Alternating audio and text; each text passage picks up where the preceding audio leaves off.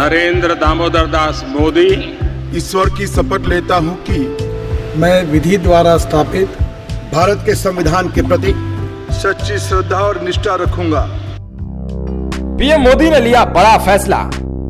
कार्यभार संभालते ही मोदी का बड़ा तोहफा। मोदी के एक्शन से झूम उठे लोग। लोकसभा चुनाव में बीजेपी को मिली प्रचंड जीत के बाद पीएम मोदी की कैबिनेट का विस्तार भी हो गया है। पीएम मोदी ने अपने भरोसेमंद दोस्त अमित शाह को इस बार बड़ा मंत्रालय भी सौंप दिया है और शाह को गृह मंत्रालय का जिम्मा दिया है। मैं अमित अनिल चंद्र शाह ईश्वर की शपथ लेता हूं कि मैं विधि द्वारा स्थापित भारत के संविधान के प्रति सच्ची श्रद्धा और निष्ठा रखूंगा।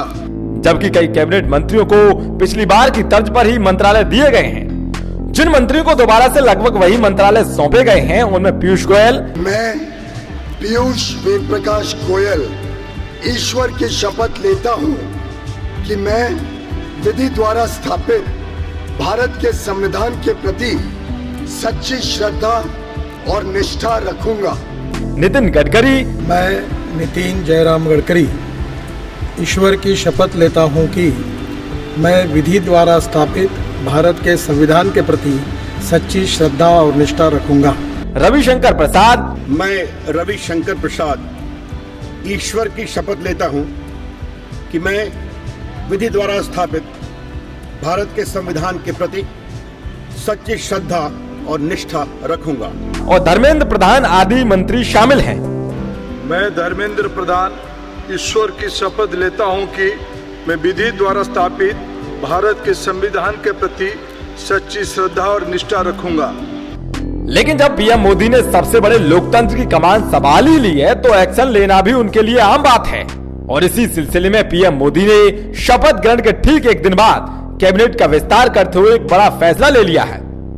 सबसे पहले और सबसे बड़े फैसले को मोदी ने सेना को समर्पित किया है। दरअसल नई सरकार ने इस फैसले के तहत शहीदों के बच्चों को दी जाने वाली स्कॉलरशिप में बढ़ोतरी कर दी है। पहले देश के शहीदों के लड़कों को 2000 रुपए छात्रवृत्ति के रूप में मिलते थे, पर इस इजाफे के बाद उन्हें 2500 रुपए दिए जाएंगे।